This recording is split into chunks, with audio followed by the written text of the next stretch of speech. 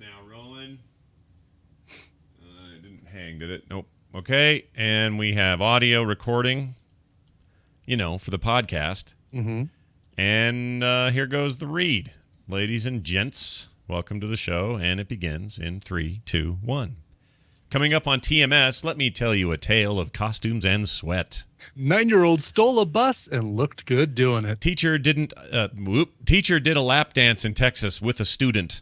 Drew Carey does the right thing by the boy. Paramount is signing up for 2 more Terminator movies. Major spoilers. V for video games. Your emails and more on this episode of The Morning Stream. Pull up a chair, America. Sit right down there, America. Swanson's cooking just for you. When Joe gets hungry, he means it. So he goes for a Swanson Hungry Man dinner. Look at all that meat. Swanson knows I'm a second helping man. Come over, Dad. You're not the only hungry man in the family. From today's Swanson, Hungry Man dinners to satisfy your hearty appetite. Swanson's cooking just for you.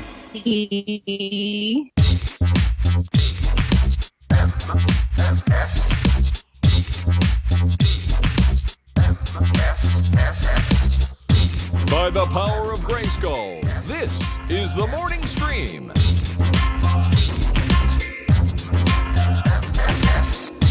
Hello, everybody. Welcome back to the Morning Stream, TMS, for Monday, September 8th, 2014. I'm Scott. That's Brian. Oh, hello. Hello, Brian. You and I will be sick of each other today. Do you know why? Are you aware of why? Sick of each other? My gosh, Scott Johnson. Well, it's a little How bold. could that possibly be? It's a bold statement, but Brian and I will be podcasting frequently today. Today we got TMS, which is happening now. Yeah, I guess just Big twice. deal. It's not like we've done twice before. True. Jeez. So we got this show, and then later today at 2:30 Mountain Time, right? I think. Right. It is 2:30. I think that's right. I hope that's right. That's what my calendar says. We will be co-hosting, and I believe Justin Robert Young is somehow part of this as well. Try hosting the Daily Tech News Show, DTNS, that Tom Merritt usually hosts, but he is in Italy, or Italy, as my uncle would say it. Italy. And because of that, he'll be looking at Sistine Chapels and eating pasta and the whatnot. All the stereotypes. Well, I hope he goes to an Olive Garden. I hear those are excellent. The rumor is that when you're there, you're family. I wonder what, they probably just don't even think, if you go to Italy and go, yeah, I really like Olive Garden back home. I'm so glad I'm in the real place now. And I bet they just look at you and want to murder you. I'm sure. Yeah. They don't want to talk to you. By the way, did you hear about what they're doing? No. What Olive Garden is doing? No. Why they're top of my mind. You can buy, they're selling 1,000 of these things. Okay. And it's $100 pasta for 7 weeks card. Oh my gosh. So you pay $100 and you get to eat whatever you want at Olive Garden for 7 weeks. Are you going to, how frequently will you go? Or would you go? About as well. I go about as. How often do I currently go? Yeah, maybe about once every 6 months. That's way more than me. That's about more than I see my regular family. I was gonna say, when you're there, you're not with your regular family. Which is their new Exactly. phrase. Well, that's great. Well, while he's there, he's asked a few of us to help him out over the course of a few days, and today is our day. I'm actually doing it again the next day. Right, tomorrow. I believe Veronica Belmont and I forgot who they told me the third person was. I hope we don't use up all the news, all the technical news today. Like, I hope, in you and my coverage of tech news and Justin's, I hope we don't basically usurp the whole week of news. Well, it isn't like Tuesday has any major announcements from anyone like, say, Apple or anyone. Right, so I'm sure it'll be just clear sailing after that. We'll have nothing to talk about. It'll be me and a couple of very smart ladies. It'll be you and just chatting with Veronica, like, hello, how you doing? Talking about the weather. What's it like in San Francisco? Oh, it's okay, but everything costs too much. Half hour later, we're done. Anyway, just too damn high. We'll see how it goes. We hope Tom's having a wonderful time, and here we are having our own wonderful time. Mm-hmm. I got to tell you about Comic-Con. It happened over the weekend. Yes. So Salt Lake City Comic-Con, we had the numbers we're hearing conflicting numbers about attendance, but we do know that everything is well north of 100,000 per day. Wow. There was some talk that we were at 175,000 at its peak, trafficked through Saturday. Someone was even saying 200K, but I don't see how that was possible. But I do tell you that there were a number of times when fire marshals, who I literally thought were in cosplay, I didn't know were actual fire marshals. I really did. Well, that's an interesting costume to choose. Yeah, that's not very geeky, but hey, more like Halloween. Fire Marshal Bill from Living Color. It's not. It's I'll see you in October on the 31st, but here, come on, man, what are you doing? But no, they were firemen walking around inspecting everything all the time. They didn't have axes or anything, but sure. Oh, that would have been better. Then they could have been axe cop. That's right. But they occasionally would shut the place off from any new come-inners until enough go-outers left, and then they would reopen it. And that was a really bad Saturday. But good that they were doing it, because otherwise it would have just been chaos in there. Wow. Packed to the brim, though. We're talking the sardine can in there. Very busy. Lots going on. I was behind the booth most of the time, but I did have a chance to kind of get around and check stuff out, mostly on Friday when it was a little less congested. But there were lines wrapping around the Salt Palace, which is the big venue here, and just enormous. So here's the thing I noticed this year. Okay. Tons of out-of-towners. Not just, occasional Idaho guy or something like that. Right. Like, you're from Draper. right. I drove 28 minutes, man. No, there were people from everywhere, and I'm talking about like cosplayers from all over the country, including Bill Duran, who was here, still is here. He's upstairs eating something.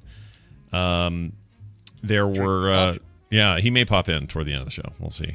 I told him he didn't have to if he didn't want to. He's probably good and sick of us, but he was there, and of course all his friends from all over the place who had just done Dragon Con. They're all out here doing this thing, giant Weta Studios thing, which I don't think we had last year. Maybe we did, but it just seemed to be a much more national kind of fair.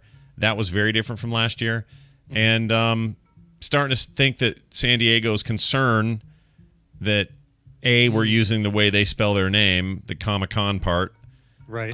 And the numbers together with a capital C. Yeah. No, I mean, and not two separate words. Nobody here launched a new film franchise from Disney. Nobody here had Robert Downey Jr. come out and dance for everybody or any of that. That's not what this con is. Certainly not yet.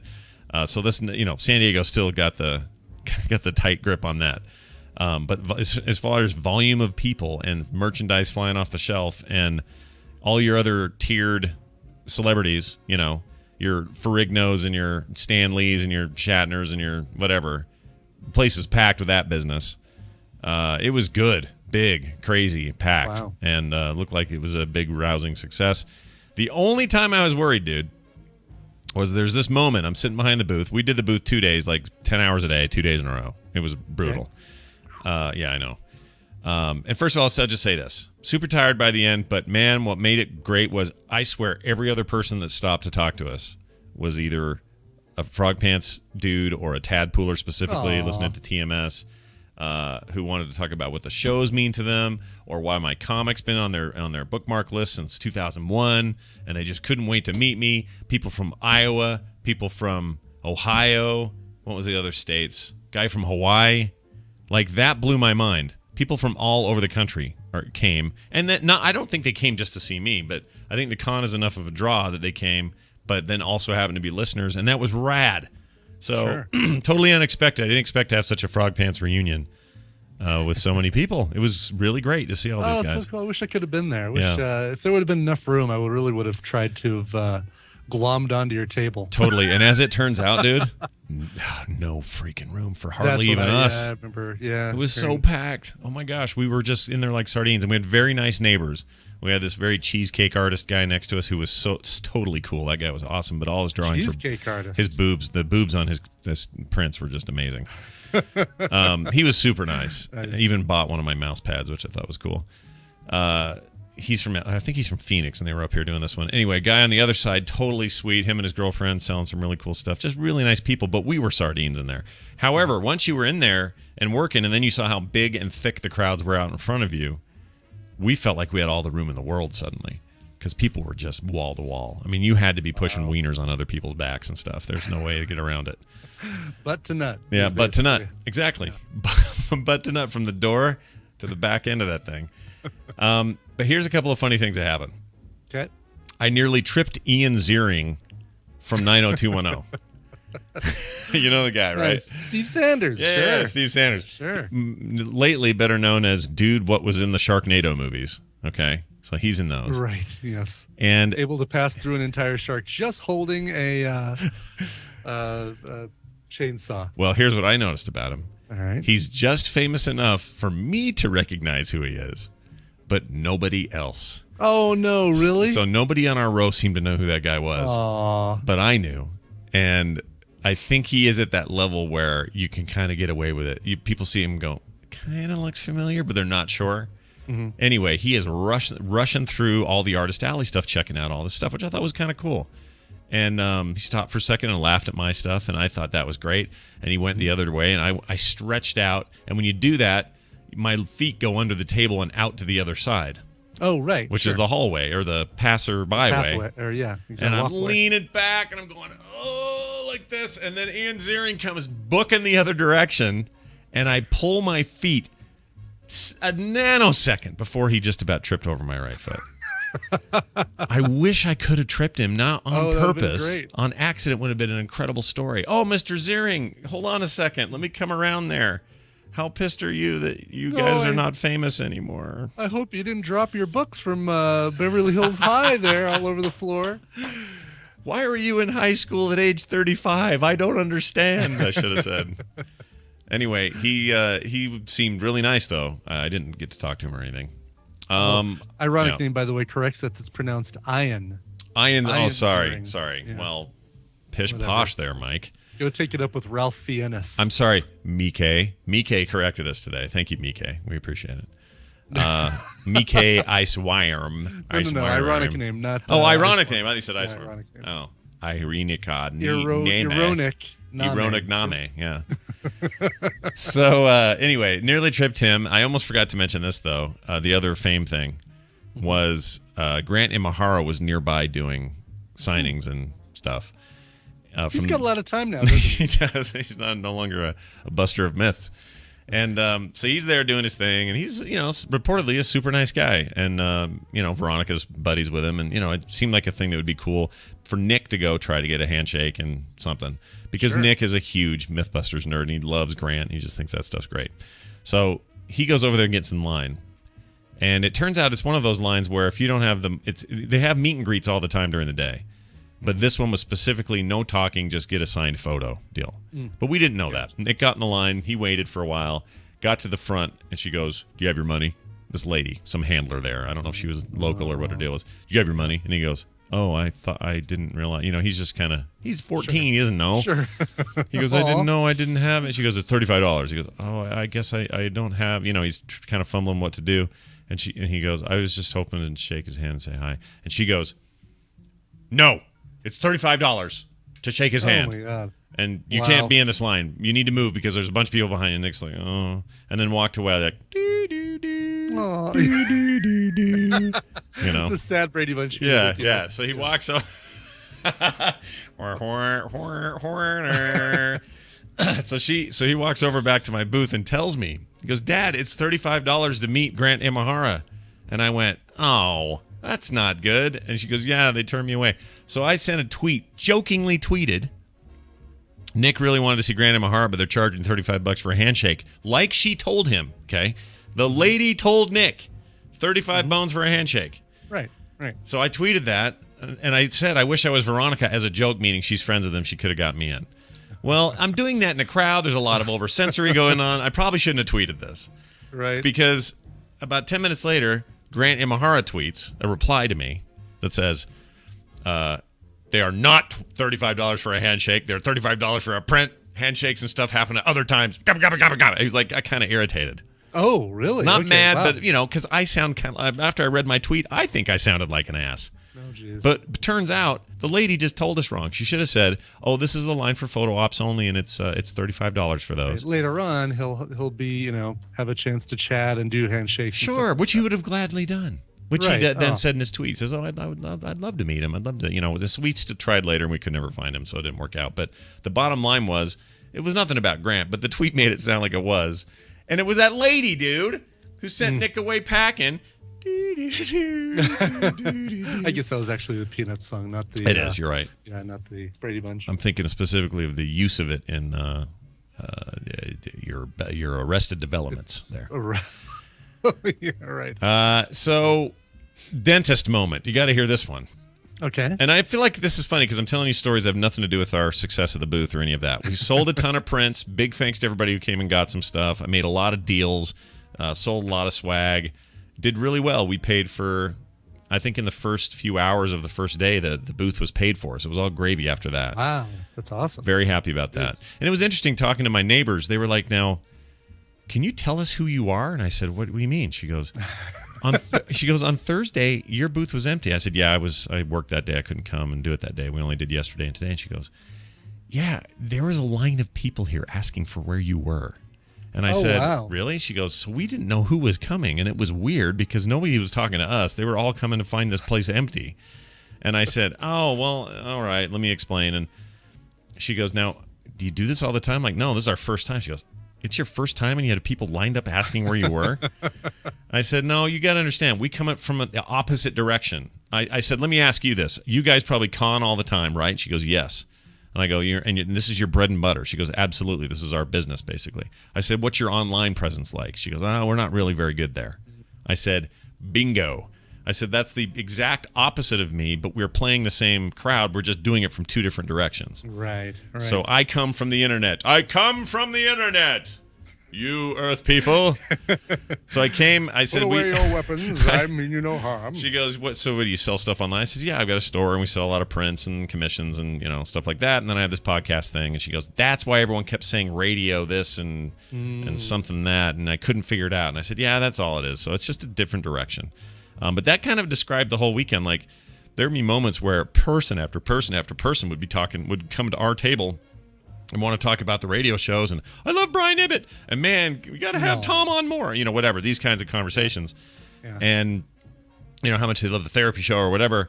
And then these guys would just be sitting there. They were just doing the old fashioned, nobody knows me. Come on over, sign up for the Deadpool print raffle. We're giving it away at 5. And I think it drove them slightly crazy that there was this built-in thing where I wasn't having to break through that sort of stranger mode. Right. I could just talk to people. Yeah. It was really fascinating experience. But, whether I do it, doing one here for our local con makes perfect sense to me. I'm not sure I ever want to do 10 hours straight, 2 days in a row again, anywhere, ever again. But I may do something bigger next year. We'll see. Anyway, more about that later. The point is the dentist moment. I got to tell you the dentist moment. All right. And you wouldn't think dentist and Comic-Con would be two things that would ever go together. Nope. So I'm curious. You're right. This. So here we are, mid-afternoon. By the way, Mike, Iceworm, you would have loved this. They had a pro wrestling ring in the middle of the con. Wow. It was amazing. They were doing actual matches. They had stands where people could sit and cheer. It was crazy. Was there a place where you could take your shirt off and have a professional wrestler whack you in the chest? No, but I think we know what Mike needs to booth next year. Yeah. A whole booth for it. The whole booth. Come right up and smack me in the chest. Smack me in the chest. $35. So anyway, what happened? So we're sitting there, and all of a sudden you hear this PA, very serious, very high volume PA announcement. And before this, once in a while you hear like, "Hello, Comic-Con. Don't forget the Walking Dead booth has free zubba zubba," whatever. Sure. But this one was, and it was loud. And she goes, "Attention, Comic-Con. Very important announcement. If anyone is an accredited practicing dentist, please rush to the front of the whatever booth as quickly as humanly possible. Again, we need an accredited practicing dentist," like that. It's a dental emergency. Yeah, and so apparently somebody had tripped in a big cosplay outfit. This is now the story I'm getting from a friend who works there. I'm dreading. Yeah. I know, teeth stuff, dude. Teeth stuff. I know. Let's go watch Marathon Man, me and you. Pull it off like a Band-Aid. Go ahead and tell me the story. I didn't see this or witness it or even see the aftermath, but somebody in a big cosplay outfit, which I'm guessing this happens sometimes, tripped on their prosthetics and smacked their front teeth on the cement so hard it just blew their teeth out. I know. Okay. All right, done. That's the end of the story. Oh. That's all I know about it. But they had to find a dentist, and apparently somebody was. I mean, you're pretty, if you got 100,000 people all milling around, your statistic chance of finding a good dentist is pretty good, I think. Pretty good, but it's not like it's, we need an EMT, someone who knows CPR. We need someone, it's not like they're going to have everything they need with them to fix your teeth. And it's not like you have to, oh my God, give me a bucket of ice to put the teeth in. We can reattach it when we get, we can save the teeth. We can save the teeth. Yeah, I don't know. I think it's more about, I don't know. That I would think any medical professional would be there to help if there's bleeding or something. Yeah, because if you did this, Brian, let's say you fell on the cement and busted all your front teeth out. Yeah. You wouldn't rush to a dentist. You'd I rush to an ER. Oh, is there a dentist in the house? No, I'd be like, if I'm bleeding out the mouth, give me a doctor. Doctors know what to do too. It's like, okay, put some pressure on it. Okay, good. And, I'd go to the ER. I would not go to the dentist. Right. It depends on the hour, I guess, or how severe. But in this case, I think they just panicked and didn't know what to do. It's just like, oh, shite. This guy's blown his teeth out. We got to... wait, just me saying blowing your teeth out. I got to stop doing that. That's the phrase that I could probably live without. Yeah. Dave just sent me a text. He says, by the way, I'm recording this part of the show to play next time you're like, quote, nobody wants to come see me, unquote. I never say that. I'm just always surprised by it. I'm pleasantly surprised by it. Apparently you do, Scott Johnson. I'm just pleasantly surprised that people are so... What if I had a booth and nobody showed up? I didn't say that. I definitely did not Eeyore that. I just said, I think I may have said, well, it's a local con. How many Frog Panthers am I going to see? And it turns out a lot. Did not expect it. Because last year I ran into a couple. I didn't booth, but there are a few here and there. Or whatever. But then again, like 2011 BlizzCon, I felt like I hardly saw anybody. 2013 BlizzCon, I was swamped everywhere I went. Yeah. So something changed in the last couple of years. I don't know. Something got kicked up a notch. I don't know what happened. But anyway, a big, gracious thank you to everybody who showed up. You guys were rad. Everybody who bought stuff, you guys are totally nice. We had an incredible deal on everything. Everything was lower than you'd get it on the store, so it was a great time to get that stuff. Sitting with my daughter, this is one thing I'll say. Sitting with Carter for the 2 days, 10 hours straight per day was such a blast, such a treat to hang out with her. And I'm telling you, she is a natural. People would saunter up, and I'm thinking, well, I need to be Mr. Sales Guy here. She's 17. What does she know? No, she is haggling. She is rolling out the deals. All right, really? 3 of these for 10. If you buy big ones, that's 2 for. If you get 1 for 15 or 2 for 20 total, and we'll throw in a mouse match. Like she is like working the booth. Oh, that's awesome. Good for her. Selling a ton of her art and signing stuff, and she wore her Louise ears the whole time. And again, you know where she gets it. I guess so. She's awesome. She's so much fun to hang around with. I mean, it's weird because she's my daughter, and I need to parent her and all that. But it is like hanging out with a friend in a very real way. She is so much fun, and I saw you guys tweeted me, or not tweeted, but texted me a photo. I was like, oh, you guys work in the booth together, daddy and daughter. It's so much fun. She's just she's a blast to hang out with. And I would do it again just for that. So anyway, we had a ball. Thank you everybody for coming. Enough of my jibber jabber. And we're not talking about your eye for now, unless you want it. Oh yeah. You don't want to talk about your eye? People, I got a sty. I'm taking antibiotics. Yeah. Looks like I got punched really hard by a Joey image. Somebody's used PAX Oculus Rift, got in Brian's head somehow. That's right, exactly. I know how it is. And they say, started on an Oculus Rift and then put it on my face. Conjunctivitis is, didn't someone say conjunctivitis is always fecal matter? Didn't I hear that somewhere? Someone said that. I thought we found out that it's not always fecal matter. Oh, maybe that's what it was. It was a dispelled rumor is that... Myth busted. Yes, exactly. Look at us. Hey, Grant, we got a position for you, buddy. Yeah, you can get in there. You just let us know, man. Need a sub? I hear might be an opening. Yeah, we'll totally hook you up. Anyway, well, I hope you feel better, dude. That sucks. Let's do this now.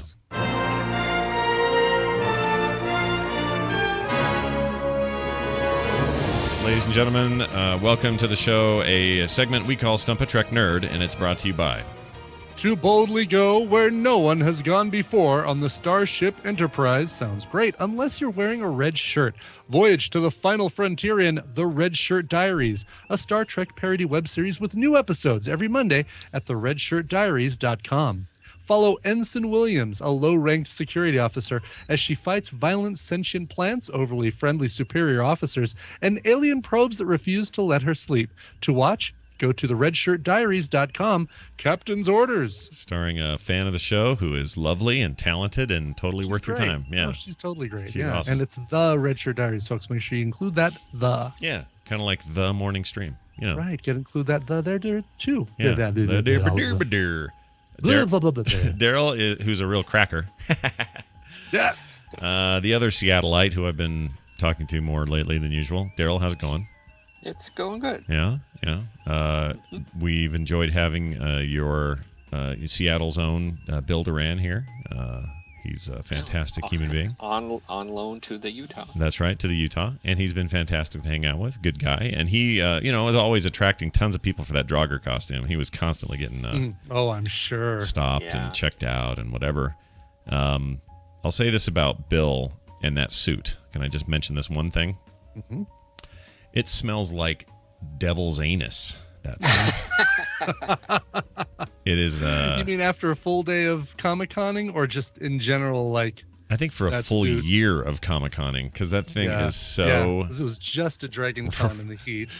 Rank. Like one of the days, was it Saturday? Yeah. No, maybe Friday. No, Friday. He decided to stay later with his Comic-Con buddies and do dinner and stuff, and we took off when the con closed. So the only text I got from him was this. He says, "Hey, we're gonna go to dinner. I will catch the tracks back to the house. No worries." I said, "Okay, no problem. That's cool. We'll just leave the front door open." He says, "Great."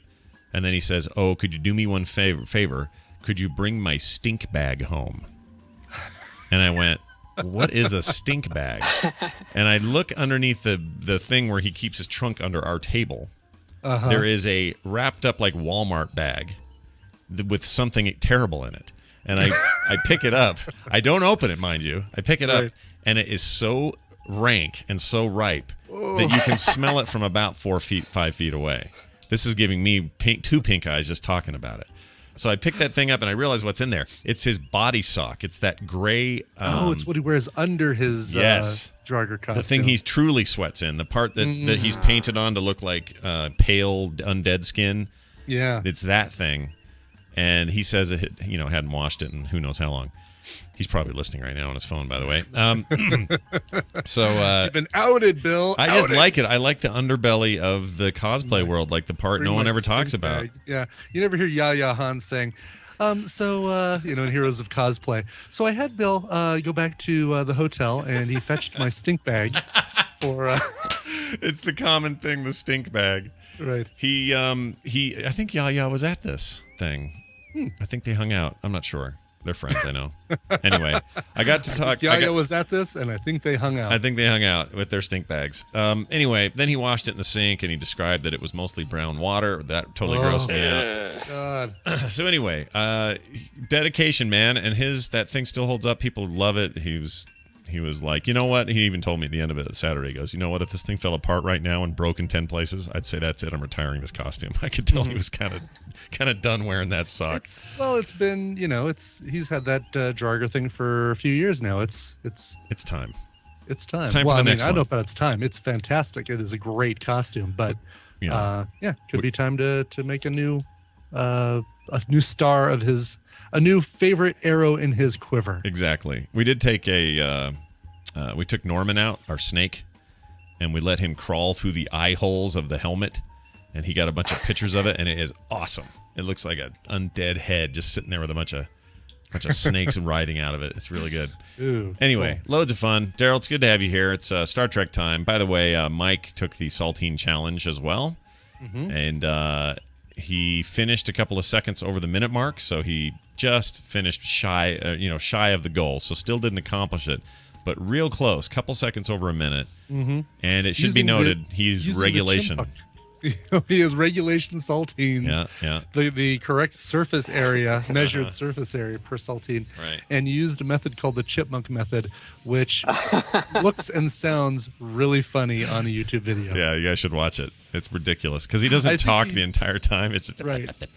And I think he edited the audio so that you only hear the crackers going in. It sounds like a fax machine with a jam. Like, totally, dude. Totally. So worth watching. You can go check that out on YouTube. He also put together he's been doing these mashups on Mondays. It's Monday mashup. Oh, yeah. He did one for Wendy, which we're going to play right now. I have no idea what this is, so here it goes. I vote for gold, so give me gold. Oh, hi, boys. You damn kids and your internet. Anyway. So that's where I would start with him, but that's here nor there. Yeah. So when he Hey guys, go downstairs and watch some porn. Bring your midget to the reunion. But I also think they're not doing crack. Smoking crack. Yeah, now I'm into like cat and chicken porn. You gotta go in the house. You can't listen to me talk about porn. Whenever someone says things like that, I want to kick them in my scrot. Oh, we know what that reference is. Okay, good. Yeah. Here, I'll get this. My scrot. There you go. Keep going. Oh, there, scrot. I pronounced it wrong. The reason we I don't got like Wendy to say scrot, everybody. That's awesome. That's fabulous. Great. Oh my gosh. Nice job, Iceworm. Good Lord. Are all those just from her appearances here on TMS, or is that some of the No therapy show. All here. Wow. Yeah. Wow. The things you and I forget. I don't remember her saying scrot even once. So if only we could get the combination of the two now. The scrot. If we could get that, then we'd have something really then, wouldn't we? Something. Oh gosh. Anyway, well, there's that. Daryl, we're mix that up with Veronica, and you'll have scrot. Exactly. It doesn't have the same sound as scrot. So, all right, Daryl, it's Star Trek time. We're going to play a clip for you. It's Monday clip time, and that means you're going to hear a clip, and then you're going to tell us which of these 4 episodes it's from. Are you ready for your clip? Let's just call this the Clip Clop. All right, it's the Clip Clop, everybody. You are disease. The disease must be destroyed. Your plea has been heard, and sentence has been pronounced. It is done. That's pretty serious. Wow. Pretty serious stuff right there. Yeah. Is it the A, Tholian web, B, Spectre of the Gun, C, Return to Tomorrow, or D, the Corbomite maneuver? The episode that Scott will never ever be able to pronounce. Dude, I hate that word, Corbomite. It's Corbomite. Corbomite. I hate that word so much. I'm with you. They made it up, right? It's not even a real thing, is it? Is It's not on the periodic table. I'll tell you that. Here, let me look it up online. Here we got the internet. It's a Star Trek thing, not an actual mineral. Nicely done. Oh, that involves that weird big-headed alien guy that's always in the credits, doesn't it? Yeah. Oh. And it also involves Baylock, the little guy, from Gentle Ben. Yeah, that guy. This is Tranya. Oh, I forgot about that. That is such shite. All right, well, I'm going to image capture this guy because he's awesome. All right, so Daryl, I think you probably already have an idea, but before... What am I saying Gentle Ben for? It's the ugly guy, the brother of the director guy. Hey, you'd have to ask yourself that. I don't know. I don't know why you said it. Are you hungry? Aren't you hungry? What's a foodie? Let's eat out of Daniel's box. This is Daniel... Did I say... Were you talking about Clint Howard, by the way? Yeah, Clint Howard. Oh, Clint Howard, yeah. What are you saying over there? Daniel... how do you say his name, Brian? Camarild? I did, and then I'll say it again. It is Daniel... Camarild. Oh, that's a different Daniel than the one I'm thinking. Oh. I have a box from Daniel, and is not the one you have? I have a box from Daniel Steinsdorfer. Oh, crap. But I think I also have another one from another Daniel. Because this Daniel gave us some wicked stuff. We got Mexico, Vietnam, China, Japan, Indonesia, and Singapore and Thailand. Okay, that I've got too. So. Sorry, I guess I never did get the other Daniel then. Darn, because that one's got like candy bars from around the world. I'm holding out hope. I just know lately my mail's been weird. Yeah, this is the one that's got like durian flavored crispy rolls and. Yeah, there's some weird stuff in here. There's a tube of marshmallows in here or something. Yep. You see those or whatever these are? That, yeah. Oh, those pink and white things? Yeah, I guess there's a cookie underneath each one, and yeah. I don't have a preference. Start with that. You want to start with that? Okay. Start with that. They look like snowballs, the Hostess snowballs on a graham cracker, miniaturized. That seems like something we'd do. This feels very American. There's no name on these. Oh. Arco-iris. Arco-iris. It just says eat them by July 22nd of 2014. Great. Does it really? Oh, it does. Yeah. Mine does. I don't know if yours is the same day. But I think we'll be fine. All right, I pulled one out. These are like little carnivals.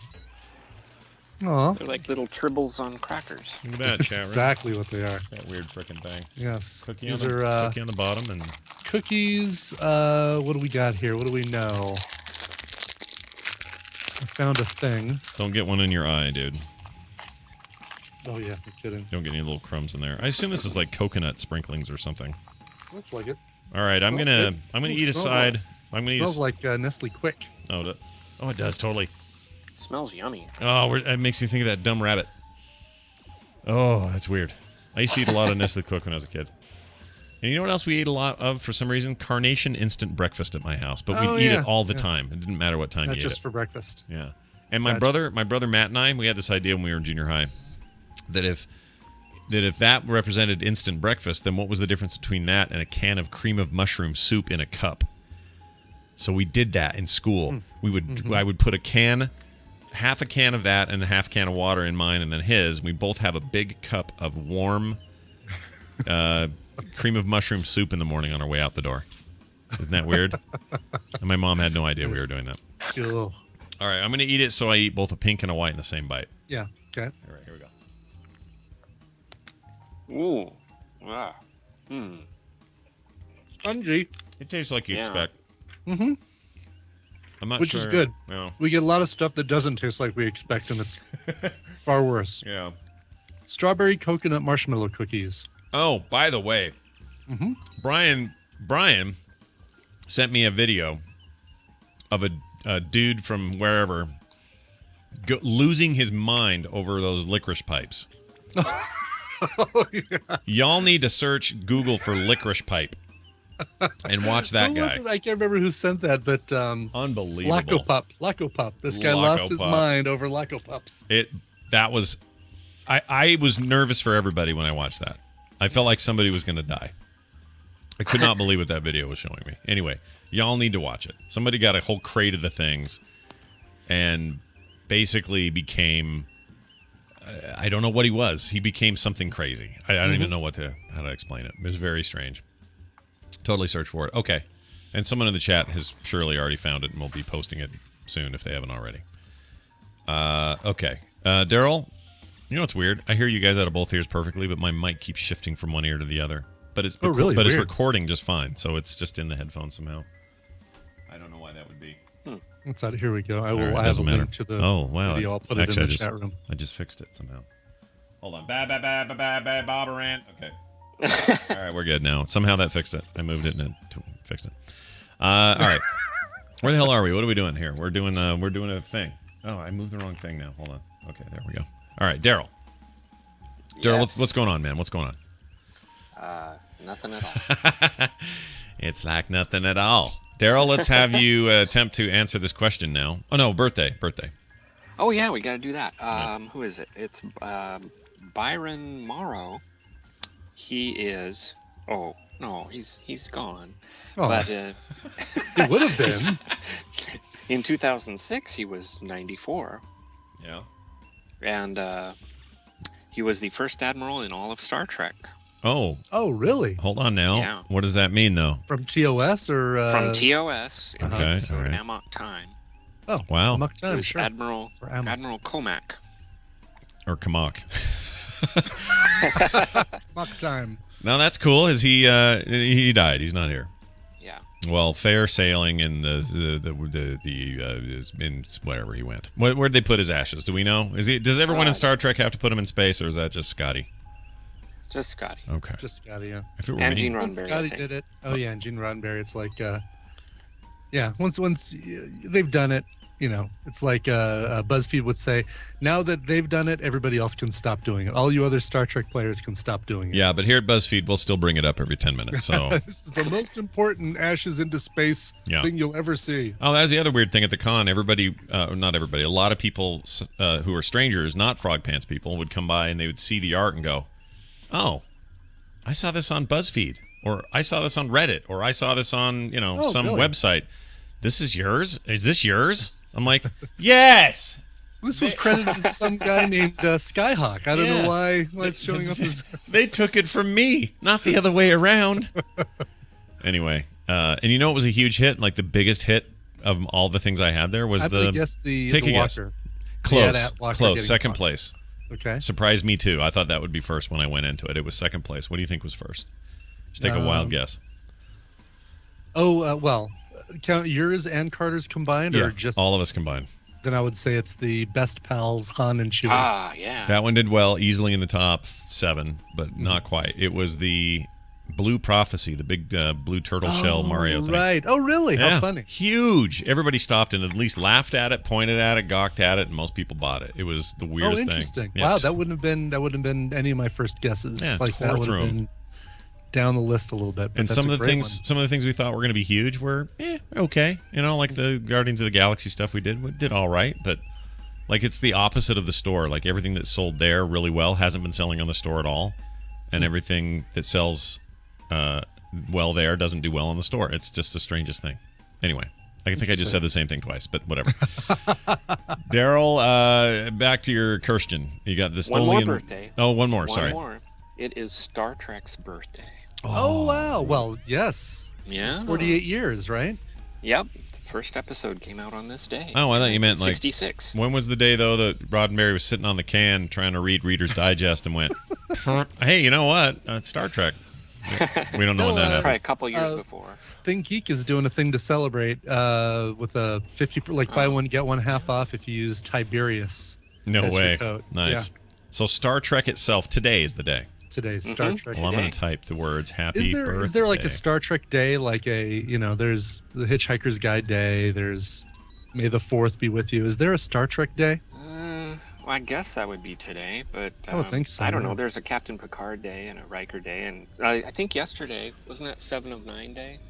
Oh, was it? Oh, because it was the 7th day of the 9th month. Yeah. Oh, that's a great idea. Okay, can you give me real quick what's the birthday? What's the years on Star Trek? What are we celebrating? How many years? The 48. 66, right? 1966. So 48 years old. Mm-hmm. Happy. Whoops. I'm typing a tweet because this is great radio. 48th birthday. All right. Post. All right. Well, good. Happy birthday to everybody, including the big one there. Which episode do you think that sound clip came from, Daryl? Oh yeah, remember that Remember that clip we listened to? Yeah, it was like a half an hour ago or something. Something like that. We are going along here. I didn't realize. Well, I put an arrow pointing to B. What was B? I don't even remember. Spectre of the Gun was B. Oh, that's right. Yeah, Spectre of the Gun and You Will Do As We Say, or whatever that clip was. Well, let's find out. Is it that? Congratulations. Nicely done. You're a winner. Kirk, Scotty, and McCoy go down to the planet. They're informed by a Melcatan. Melcott, I think, is what it is. Oh, he has it written weird. He has M-E-L-K-O. Oh, Melkoshan. Got it. Okay. Yeah. That they are a disease. They are in recreation of a battle of the OK Corral against Wyatt Earp and his homies. Oh, gosh. Daryl, good job. You've done it.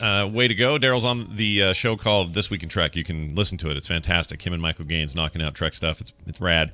You can also catch him as one half of the Grumpy Cast, and he is on Twitter as The Trek Nerd. Daryl, play a game. What are we doing? I'm so not ready. Let me click this thing. Okay, here we are. All and right. What do we have? Okay. Starship or brand of glasses. That's dumb. What a dumb thing. That's all right. Here's your theme. This promises to be a very gay dinner. Oh, yes. All right. The USS Ray-Ban. Yeah, the Ray-Ban. Okay, which one will we do? I would serve on that about, ship. I would totally serve on that ship. No problem. How about this one? Okay. No, okay. Okay. Starship. Oh, wait, I already said that. Or brand of glasses. Ranger. Ranger. Oh, that could go either way, man. It could go either way. The Ranger. I think boy, I mean, it really is a coin flip on this one because you could see it easily in both places. The question is, what would Daryl want to do? How would Daryl like to? Yeah. I'll tell you what. I've got a Diablo figure here. It's a pop toy Diablo. I will flip him if he lands on his back, as he often does. We'll say Ranger's glasses. If we get if he's face down, we'll say Star Trek. So here we go. He is on his back. We say Star Trek thing. Oh no, wait. The other way. Sorry, glasses, because he's on his back. Glasses. Glasses. Okay. This was a starship lost during the Borg invasion and helped defeated the planet of Khitomer. Dude, I trusted Diablo. What was I thinking? Hold on. I've got Tyrael here. Let's see what he would have done. Never do that again. And Tyrael lands on his face, so we would have gotten the true answer out of Tyrael. We should have flipped Tyrael. Dang it. I know my Diablo. Do you? All right. What am I doing here? I'm dicking around. Television highlights of the news of yesteryear. It's the news. And it's brought to you by Elise's Choice by Rachel M. Steiber. Elise and her best friend Anton grew up in the medieval village of Petherelm, where life, though hard, is good. When a stranger arrives in her village injured and unconscious, Elise is taken in by his handsome face and sweet demeanor. Elise's Choice is available in paperback and ebook format from Amazon, Barnes & Noble, and Smashwords. Love it. I still love that line. Where life, though hard, is good. Pajama-clad 9-year-old steals a city bus. Nice. In the news. Beep, beep, beep, beep, beep. 9-year-old boy wearing pajamas stole a city bus in Saskatoon, Saskatchewan on Saturday morning and took it on a 3-block joyride. I wonder if the kid smelled like maple syrup or not. I'm sure he did. Yeah, little footy pajamas. This is according to the Canadian press. Good Lord. The bus came to a stop after it bumped into a truck and another city bus. Nobody was injured, though the bus suffered a cracked windshield and a broken mirror. Quote, this is a case from what I've seen where policy and procedures were very clearly violated. Says the very observant Jeff Jorgensen. Jeff Jorgensen? Jeff Jorgensen. Yeah. General Manager of Transportation and Utilities, that department, he told this to the CBC. I'm sure the kid's not being held accountable. I mean, of course not. No, 9's pretty old. You can have a stern talking with him, though. Sure. You know. And he knew what he was doing. He knew he was doing something he shouldn't have been doing. It's not like a toddler is like trying to do what daddy does. Yeah, if a 2-year-old who just totally doesn't get it, but a 9-year-old, they're pretty smart. I like that he was in pajamas. Like, Isn't that great? He just parked a bus in front of his house. He looked up from his Frostios and said, "Oh, I could probably drive that." Yeah. See you, Mom. I'll be back in a little while. Bugs Bunny's over. I'll be back. Sorry. Can you go to Tim Hortons? You want anything? Sorry about that, Mom. Teacher has pled guilty. Oh, this is great. This stuff never happened in my high school. Anyway, teacher pleads guilty after giving a student a lap dance in class. Nice. Teacher has pleaded guilty to having an inappropriate relationship with a student after giving a teen a lap dance for his 15th birthday during class. Felicia Smith, age 42, was sentenced to 3 years probation on Wednesday, according to the Houston Chronicle. It's happened in Texas. The risque performance took place in Houston's Stovall Middle School in February. Oh, it's junior high even. Middle school even. Oh, my God. In a classroom full of students. I don't know why it makes that big of a difference. It somehow does to me for whatever reason. I feel like high school students are a little more in the know. Yeah, right. And it could be like, sociology class thing where. Yeah, maybe she's like, this is how. I don't even know. Here are alternative lifestyle. Yeah, it's hard to to justify it. Yeah. Anyway, the teen told investigators Smith told him to sit in a chair next to his desk. Then she began to play music and dance with her buttock. Here's the best part.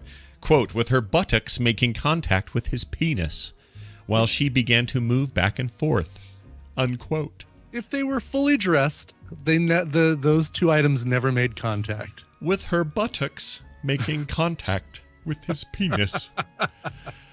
I don't like that phrase, but there you have it. Hello, penis. Are we getting through? We're trying to make contact here. Ground control to Major Buttocks. All right. HelloFresh. HelloFresh. Sponsoring the show. Have some delicious food. Make contact with your face. Hey, I didn't tell you. I had a little beef yesterday. A little beef. What? Yeah, I can have a little beef. In a taco? Was it in a taco? No, it was in a burger form. In a burger. I had mostly chicken, but I had a little beef. Nice. Yeah, I went to the in-laws, had a little thing. I didn't make Bill go to that because no fun for him. Oh, I will tell you what we did with Bill that is recommended for all human beings. We played a couple of sessions, 2 different nights. Hide the stink bag. We played Towerfall on the PS4, 4-player Towerfall. Oh, that's awesome. There is nothing funner. I cannot find a more exciting multiplayer couch experience. And I played every one of them that has ever come along, and I'll fight any Smash Brothers fans or anyone else who wants to fight me on this. It is brilliant competitive multiplayer. So much fun. I've never heard Bill laugh like that. He was losing. He lost his mind. It was so much fun. Anyway, Nick ended up beating us, a little punk.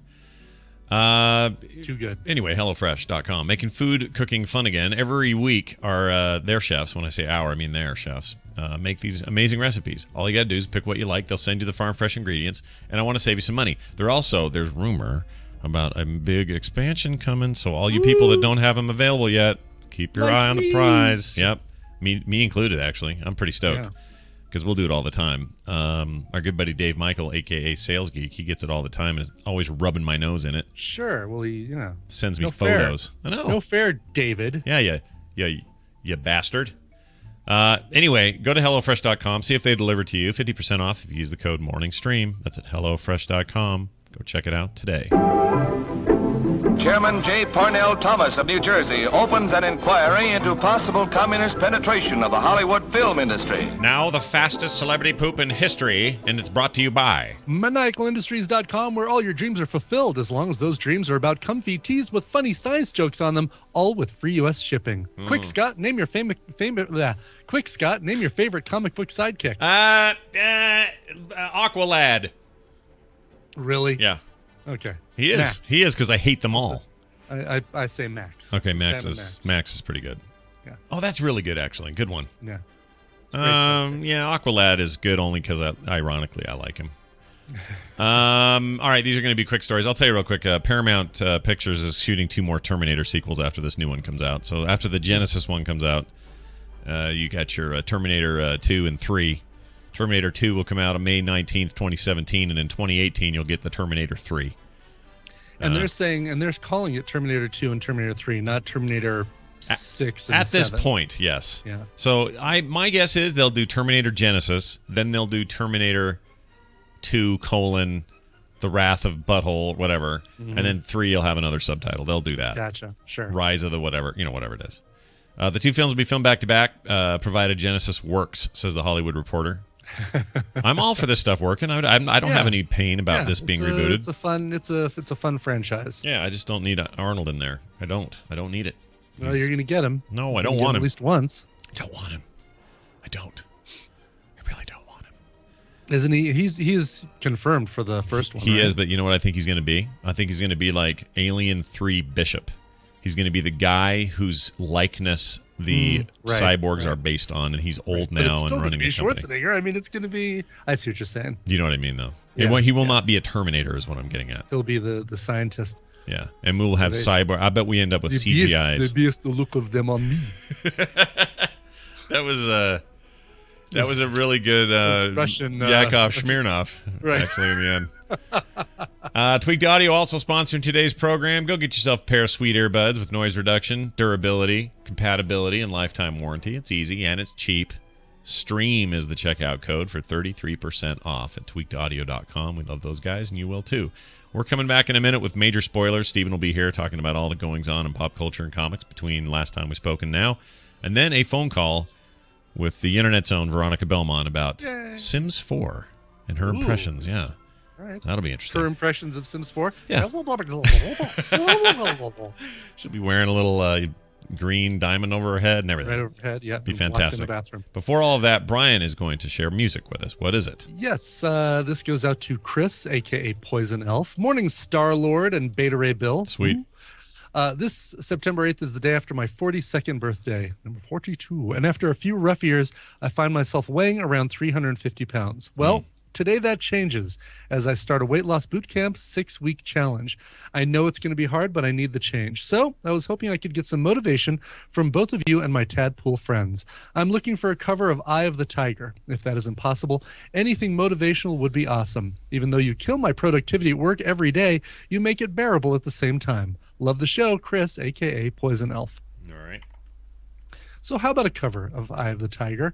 I've got, and this is one of those songs that most of my covers are very similar to the original, and we're actually going to go with one of them because the acoustic guitar ones and the Nouvelle Vague style versions, not quite what this guy needs, not quite what Poison Elf needs to get himself started.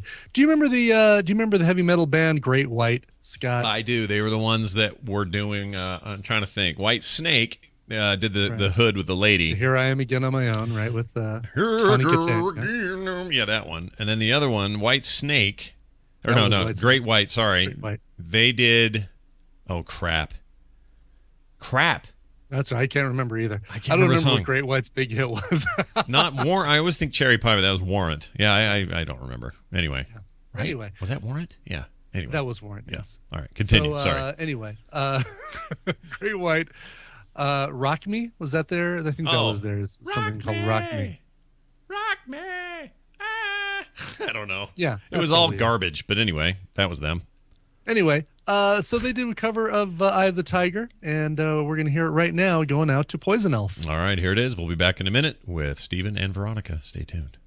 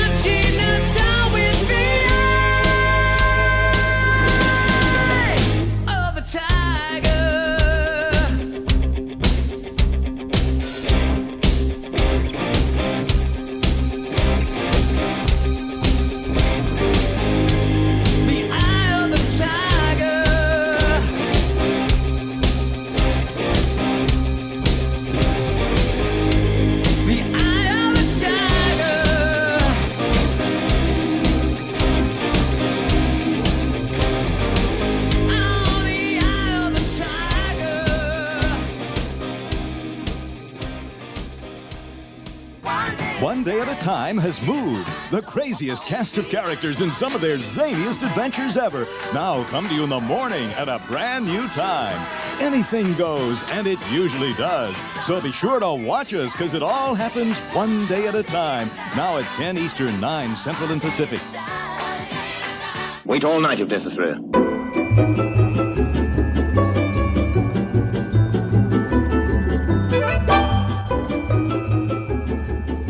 recording stream. Rambling goes in, podcast comes out. You can't explain that.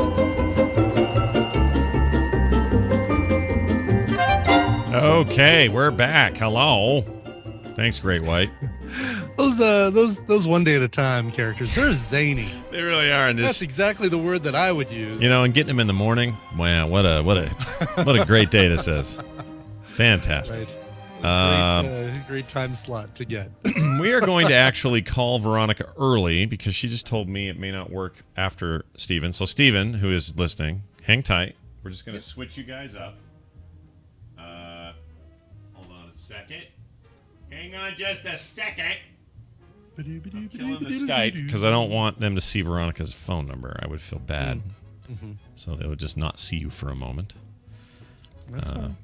Veronica, I'm still Belmont, here, people. Don't worry. Don't worry. Here. Brian's not going anywhere. Still here. Add her to the call.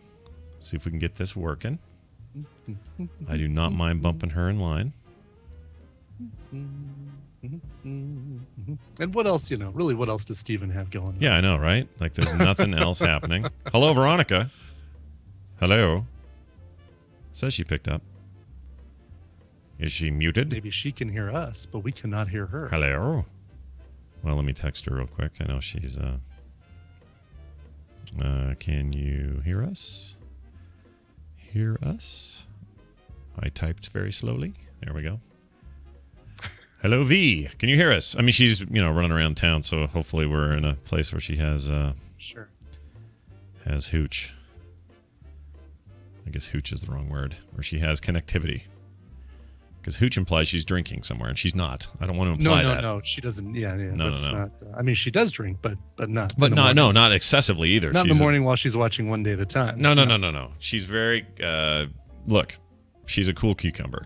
She's the internet sweetheart for a reason. She is. I'll say this, and I don't know if she can hear me say this. I'm not saying this for her benefit to hear it, but she's the hardest working person I know on the internet, and I mean that. She works her A off. One day they're just going to find it somewhere, and the news is going to go, this just in, San Francisco resident Veronica Belmont's A was found down by the pier. Well, it looked like it had been through a lot of work, and it just fallen off from the amount of... Been real trouble with that A. All right, we're trying her again. Oh, now I hear her. A sign. Yeah, at least a ring sound. Hello? Hello! Well, that was hear me? Yeah, that was weird. I don't know why we couldn't hear you before. Very strange. That was weird. I can hear you fine. I could hear you fine the whole time. Oh, fantastic. So we just rambled on like idiots. So she heard everything we said. All these terrible things we said. Horrible things. Horrible things. Well, Veronica is always just busy as crap and always got a million things going on. We're really happy you could join us this morning, though. That's awesome. Thank you for being here. Of course. We call this segment V for video games, and it's Veronica who's here talking about games. Now, here's the thing. Normally it's like, oh, there's some breaking news, or there's some big announcement, or so-and-so's making some new game, or whatever. No. Today we're going to tackle a thing that Veronica is famous for. No. She is famous for liking The Sims, and it doesn't matter what the rest of the world says. We can tell her that those games aren't good anymore, or we can say that ever since past their prime, man. Ever since what's his name quit working on them, they just haven't been the same, or whatever. It doesn't matter. She is going to at least try the next version of The Sims, and today she's going to tell us about how Sims 4 is. So lay it on us. How is that game? It is The Sims. So I can block somebody off from there. Is it The Sims you love? Well, the Sims it is you got? It is The Sims we know and love. It is everything you would expect and then some. No, it's fun. I mean, I'm about 10 hours in so far. I've noticed a few little bugs. For example, there's been some save issues that I Googled. So I played for 5 hours, and then all these things happened, and then I had to leave to go have dinner or something, and I saved the game. I did the save and exit, and nothing was there. It was gone. I checked checked my library files. All the saves were gone. They just weren't ever there. That's a little frustrating when you put a lot of work into a character and then suddenly into a sim, and suddenly they're back in the Stone Age. Yeah. But I figured out a way to kind of trick it. If you do, well, not to trick it, but if you do the save as instead of the autosave, or instead of the save and exit, you have a much higher chance of actually making a save. It feels like that's a feature or a functionality that we as a society should have really figured out by now. You know what I mean? Like when you hear that a game has save problems as one of its chief bugs, that's always a little disconcerting because it's such a crucial part of the experience, especially in a thing where progression is everything. But you like the game enough that you then put another 5 hours in. Yeah, I'm about 10 hours in total, I think, and I'm enjoying it. I made a character, Veronica Blockmont. She looks exactly like me. She's a startup entrepreneur, and her first iteration, an early version of her, the one that was lost in the save, was looking for love, and she met a nice gentleman. I should have known better because he said he was non-committal. Through talking to him, I discovered one of his traits was non-committal. I thought I could change him. I thought, with the force of my love, I could make this relationship work. Yeah. We had a quiet evening at home. I made him dinner. Things got a little, like they do. No, I understand. Like they do. We weren't woohooing or anything, but it was almost there. And then I asked him to spend the rest of my life with me, and he said no. Oh. And so I was very sad. I went to the bathroom to go talk it out to myself in the mirror, and then I died. I died of embarrassment. Oh wow! On the floor of my bathroom. Wow. This is all before the save problem or after? This was before. Oh man. So she would have. The game was over for her anyway. I was having to start from an earlier point anyhow. Yeah. But it was a little traumatic. You put a lot of effort. You put a lot of time into yourself. Yeah. To make yourself a better person, a better sim, and then it can all be gone. At one rejection, you just you're not good with embarrassment, and then suddenly it's all for naught. Well, I two things. First is I don't know that I've ever had a more enjoyable conversation with you in my entire life. I'm loving this. Second of all, here's the big question. Can you still purchase a bathtub that is too big and blocks the bathroom door and your sim can pee themselves in a corner and that's the end of your game? Can that still happen? Well, Scott, I haven't tried that yet. Okay. If you would like me to do it in the interest of science. Could you? Separate save. That when I get back to San Francisco. Yeah, you don't have to do your entrepreneur Belmont lady, who looks, by the way, just like you. Your photos of that you put up on Instagram are shockingly. They've nailed the whole character creation thing. It looks like it's creepy. Yeah, it's pretty creepy. Really weird. Everybody I've seen put their dude up is just dead straight on whoever they're supposed to be. It's kind of freaky, but. It's really the hair. It's the hairstyles and facial. If you're a guy and you get the right facial hair, if you're a girl and they didn't really have bangs like this before, so the fringe makes it all come together. Well, it's weird because in the old game, I just remember one of the great moments of that moment in Sims 1 for me, or in that game, was that time where I had this great character, everything's going really well. I put a brand new tub in that I knew he was going to love, and then somebody called for dinner or something. I had to leave, so I actually left the game running. I didn't get out. Left the game running, ran off, came back, cleared my screensaver, and noticed that he was in the corner crying with pee all over the house, and I had blocked the bathroom with the thing. Oh, you're a bad man. Well, that's the whole point of the game now for me. So if I end up with Sims 4, that'll be the reason. Can you speak to one last thing, and that is load times I hear are bad compared to 3.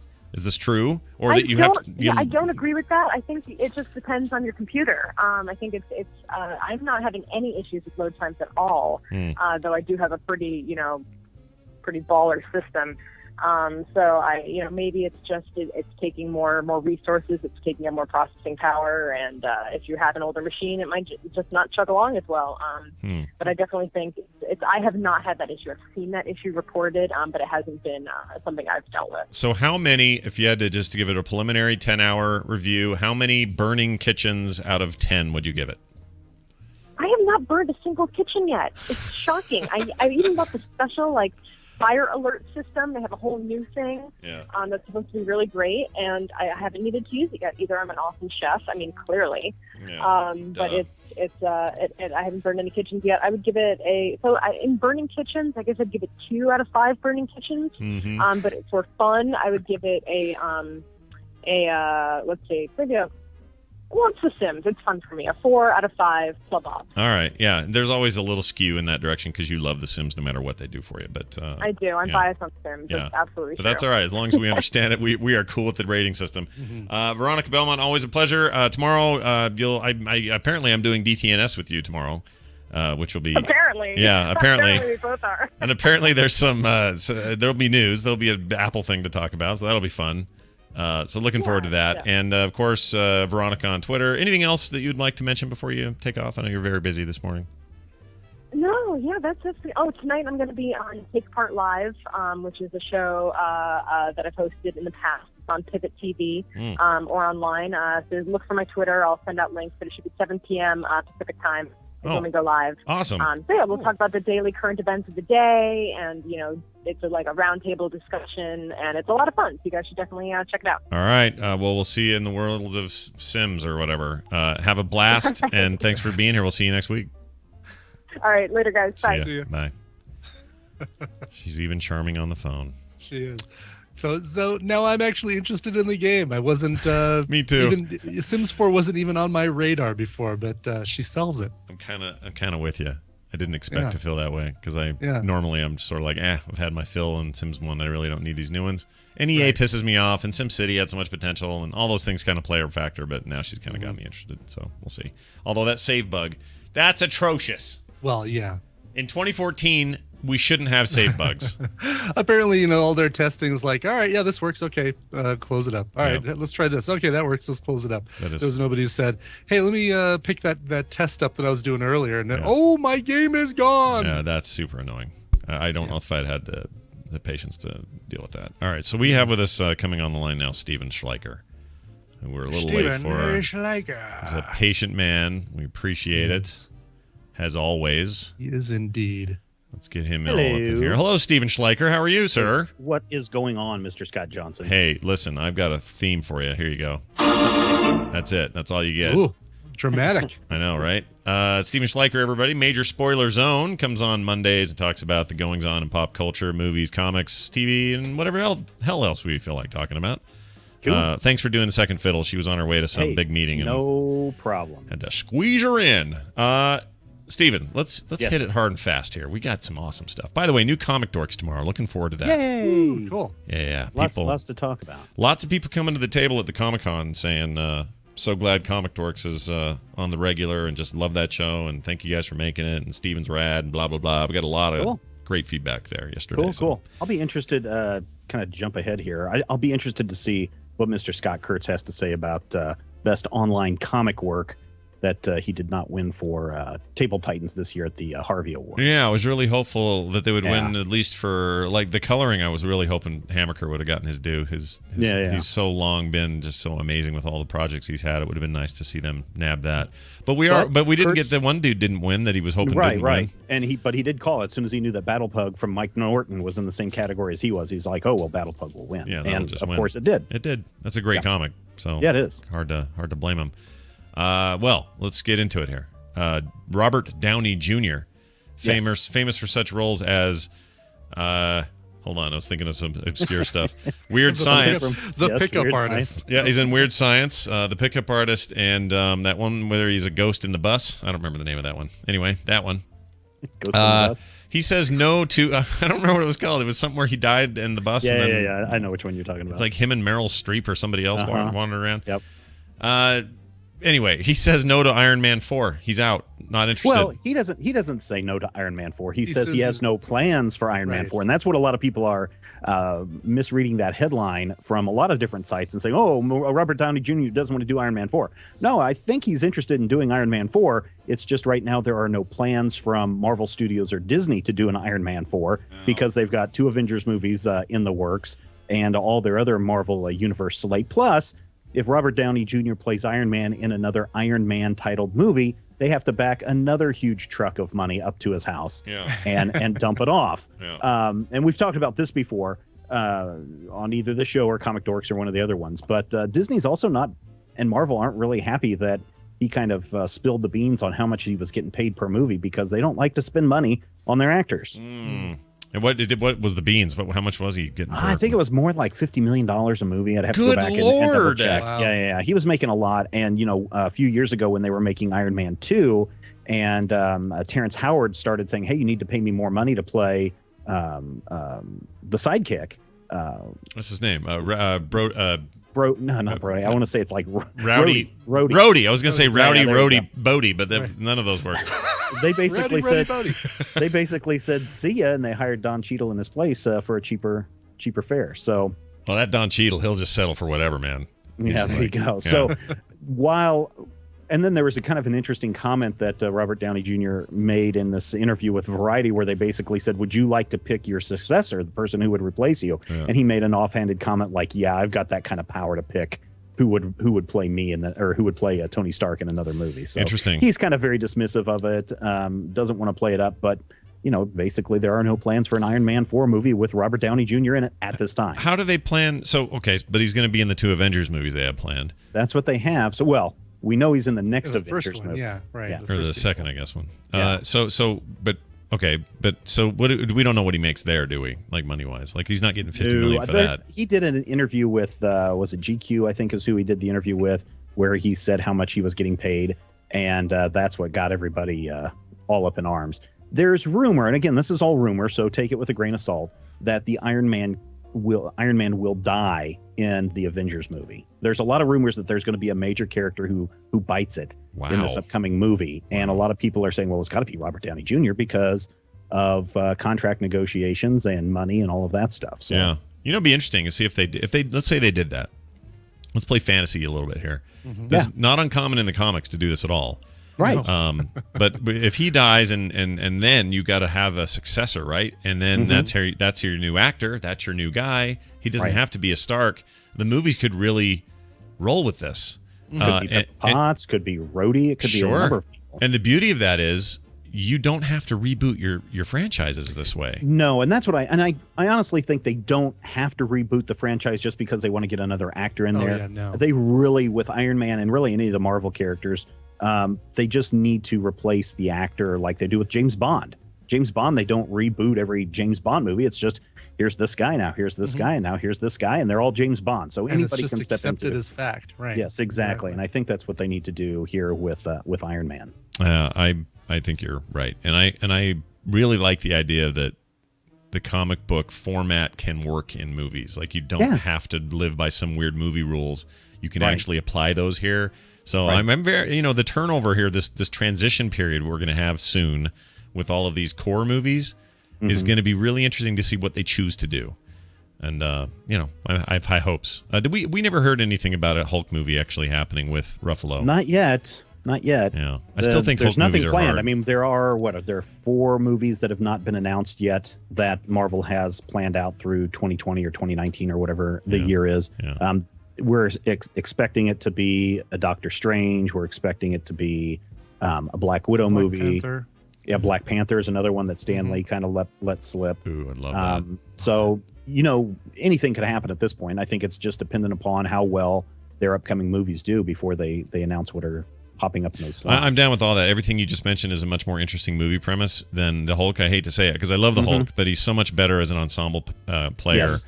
Because the movie otherwise is, what are you going to do with him? He's on the run. He turns into a thing when he's mad. He gets angry. He beats the crap out of stuff. Then he calms down. It's just less interesting on the long haul.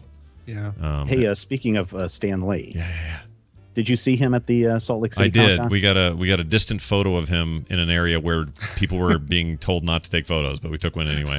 So, I know you guys were talking earlier about attendance and everything. Currently, official attendance is 120,000 because that's where they stopped announcing what the ticket sales were. Yeah. Now, I know that they sold a lot more.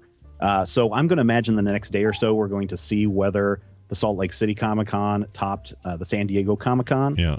But Stan Lee kind of burned San Diego. First of all, he didn't show up to the San Diego Comic-Con this year because of laryngitis. Oh. But while he was at Salt Lake Comic-Con, he said, I love Salt Lake City. They have the best Comic-Con in the world. Oh, gosh. Yeah. Now San Diego might just sit around going, he's old. He says stupid things. Right? That's going to be their take. I'm sure. And just kind of a quick plug on the Next Major Spoilers podcast that comes out this week. I sit down with a lawyer and we talk about this case that San Diego Comic-Con has against the Salt Lake City Comic-Con and see if there's any merit in their case. Dude, that sounds awesome. Yeah, so people can check that out. It'll come out late Tuesday, early Wednesday morning. Well, here's what he also said yesterday. You silly person. He said that on the stage. He is beloved here, and I'm not surprised if they're giving him really good treatment. So, I'm sure. No, that would. You know what I mean? Look, San Diego's in this weird place right now, where it has become such a hype machine for big Hollywood and close to them, LA. that. Well, how long does it take to fly from Salt Lake to LA? An hour and a half or something. See, that's just as close as San Diego. True, but here's the funny thing about all that, like Artist Alley stuff, or the core basis for most of your Comic Cons, which is the artists and the writers and the comics, right? That's been shoved further and further to the back of the garage in San Diego. Here, even more than last year, was up front and center. So. And that, it's a young con, so this is maybe the process you go through. It's the same thing with San Diego. They started out as very comic-centric and entirely comic-centric back in the 70s or whenever it was. But here, last year, they, the booths did really well, but it was a little bit narrow and hard to get around or whatever. This year, they put us first. We are right where the entrance is. So the huge crowds would come see us first before they'd go to all the other stuff. And it was constantly busy. Everyone said they sold way more this year than they ever had in years past. And the 3 people I talked to said they killed it here compared to Phoenix and Emerald City they both went to. They said they just creamed it here. So I don't know whatever it is, but it feels like there is an emphasis on the comic side. And maybe Stan Lee's just going, well, yeah, I like that better. So of course he'll probably go to, the Denver Comic Con. Totally. This was the best Comic Con in the world. Exactly. Right? I mean, what does everyone do? The double clicks get up in Nerdtacular and talk about what an amazing crowd it is. Well, they do that everywhere they go. Yeah. That's part of the business. So he probably is saying that a lot, I'm guessing. Some other things that complicate the San Diego Salt Lake City thing is the San Diego City Commissioner, City Council, or whoever nixed any of the plans going forward for expansion to put in money for the expansion of the convention center, which means if they don't do something soon, they're going to run out of space. Plus, the convention center, I think, only had a 20-year lifespan, and it's now in year 25. Sure. So there's issues that could arise there. So San Diego Comic-Con is booked there through 2016, I want to say. Yeah. But after that, who knows where that convention may move? Vegas, I hope, because then I'll go. Yeah, that's where I think so too. That's where I've been saying for years that it should be there. Yeah, I'll actually attend that one.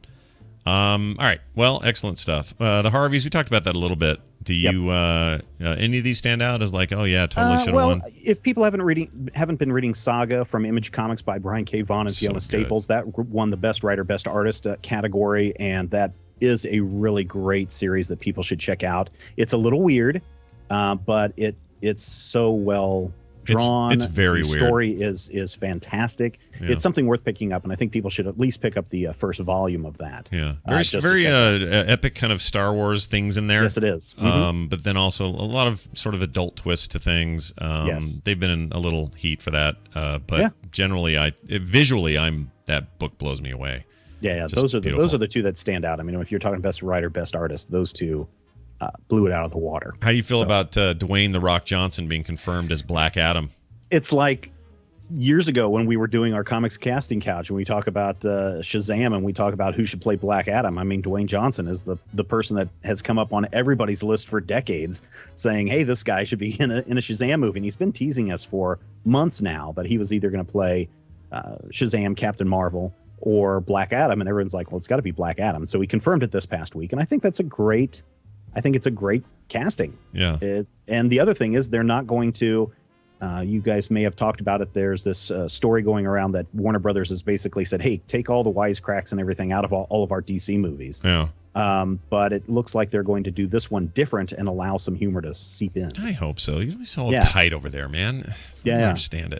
I was listening to, maybe it was Robert Downey Jr. I was listening to that interview this weekend, and he was talking about any good movie, a drama needs 30% comedy thrown in, and comedies need 30% drama thrown in to really make the story work. And I think if you look at what Marvel does, especially with the Guardians of the Galaxy, which is still #1 this weekend, Good Lord, that movie is so nonstop. Wow. That is amazing. It has made the most money of any movie so far in 2014, and it'll probably go down as the big money winner for the year. Yeah, maybe for the last couple. Like, it's just killing it right now. That's crazy.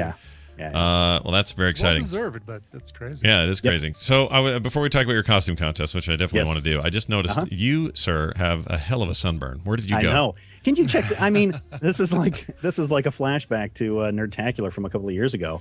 My son wanted to go watch the university soccer team yesterday. It's like, yeah, let's go, because he's really into playing soccer, and I was like, maybe you can learn some things. And so we went out there, and I put my hat on and was sitting out there. And here's the worst part. Maybe this is how sensitive I am to the sun. Yeah. The sun was behind me. Oh my gosh, dude.